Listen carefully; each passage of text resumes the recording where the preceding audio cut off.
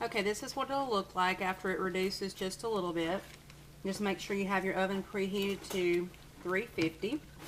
And over here, I kind of jumped ahead a step just to save time. You put one of your flat out wraps or your tortillas, you'll probably use like two. Just make a layer. Spray the pan and then put the layer in there of the tortillas. And then what I did was took the whole can of beans. This is the spicy fat-free ones, and I just spread it all out in the pan. One big layer. And you don't even need to layer this. Just put that all in one layer. Kind of like the middle of an enchilada. Okay, then next, we're going to put half of this mixture. So be real careful when you do this, but just pour half of this mixture on top of the beans. Okay, that's about half, and it doesn't have to be exact, you know this. Okay, and then just take that, spread that out across the beans, or your meat and your beans, which would be really good too if you'd like. Okay, just spread that all the way out. Then this is your cheese layer, and you're gonna want to put, a good layer of cheese. And you can even leave the cheese out of this layer if you like, but who would want to do that? Okay, then just take it and just make a layer. I mean, it doesn't have to be too thick, but if you've had weight loss surgery, you're not going to be eating a whole gob of this. So it's just going to be cheese in the middle, just a good layer. But after all, it is vegetarian cheese and bean enchiladas or enchilada pie. So you do it like that. Then you're going to take another one of your wraps, and the reason also I like these is they fit perfectly on here, and you only have to just put one. Just kind of mash it down just a little. Then you're going to take the rest of your vegetable mixture or meat. Well, actually, yeah, you'll have meat in this.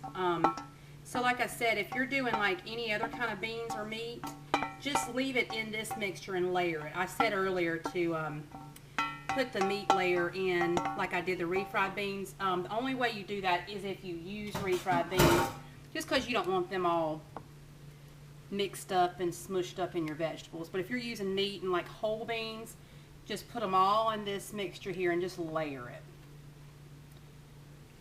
Okay, and just spread that out as good as you can. The next part, you take your cheddar cheese soup or your nacho cheese soup, and they have a lot of store brands of this as well that you can have. Now this soup, just to eat, is not that great for you because it has 120 calories for a half a cup, but you're using a whole can on this whole enchilada pie. Now you don't have to use this if you don't want, but I would recommend it definitely because it is very good and the calories are not going to be that much extra for the piece that you're going to be eating. Okay, then you just spread it out. It doesn't matter if it mixes. Now if you wanted to leave this cheese soup out or you didn't have any, just put a good crust of cheese on the top, regular cheese. But just kind of spread it out, and it can mix around in your enchilada sauce because it will anyway when it's cooking. So just take it, and you may have to move it around, but you don't mix this with anything. You just you put it on here. It's condensed soup, but you don't mix it with milk or water or anything like that. You just put the soup right on the top. I suppose you could make your own cheese sauce if you want, but more power to you. I'm not doing it. Okay, now what I do, and you don't have to do this either, is I just take a little more cheese, just a handful, and just kind of just sprinkle it on the top for a little extra. But if you have the cheese soup, you don't have to do this, but it just adds a little extra. But there it is. That's what it looks like. And what you're going to do is cover this with tin foil, put it in the oven for 20 minutes. Or you can just leave it uncovered for about 30 minutes. But that is what it looks like. I'll show you when I get finished.